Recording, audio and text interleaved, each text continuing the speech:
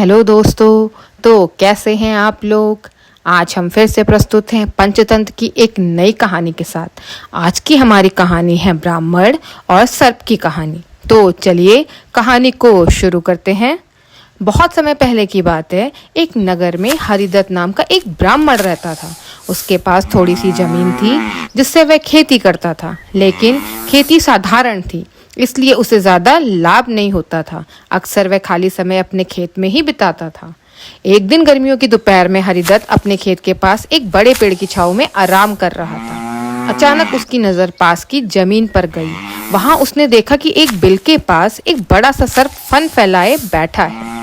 ब्राह्मण सोचने लगा, शायद यही मेरे खेत का देवता है।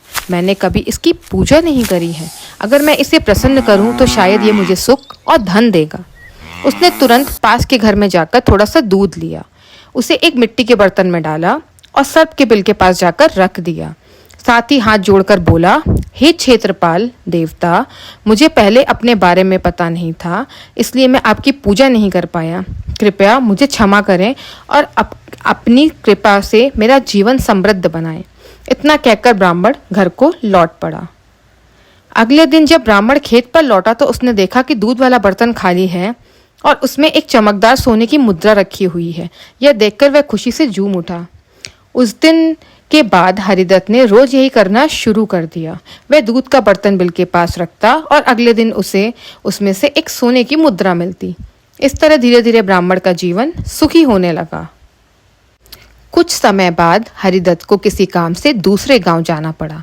जाते समय उसने अपने बेटे से कहा कि बेटा, जब तक मैं वापस न आ जाऊं तुम रोज सर्प को दूध देना। ये हमारा खेत देवता है, यह हमें आशीर्वाद देगा। लड़के ने पिता की बात मानी। पहले दिन जब उसने दूध रखा तो अगले दिन बर्तन से उसे एक सोने की मुद्रा मिली। सिक्का उठाते ही उसके मन में लालच आ गया। उसने सोचा, अगर रोज एक सिक्का मिलता है तो जरूर इस बिल के अंदर सोने का खजाना छुपा है।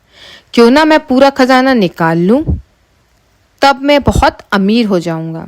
अगले दिन जब सर्प दूध पीने पानी बाहर आया तो लड़के ने बिना सोचे समझे लाठी उठाई और उसके सर पे जोर से प्रहार कर दिया, लेकिन सर्प मरा नहीं। वह गुस्से से भरा हुआ था। उसने तुरंत लड़के को अपने जहरीले दांतों से काट लिया। जहर लगते ही लड़के की मौके पर ही मौत हो गई।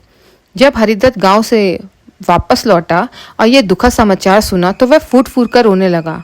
गांव वालों ने लड़के का दाह संस्कार उसी खेत में कर दिया।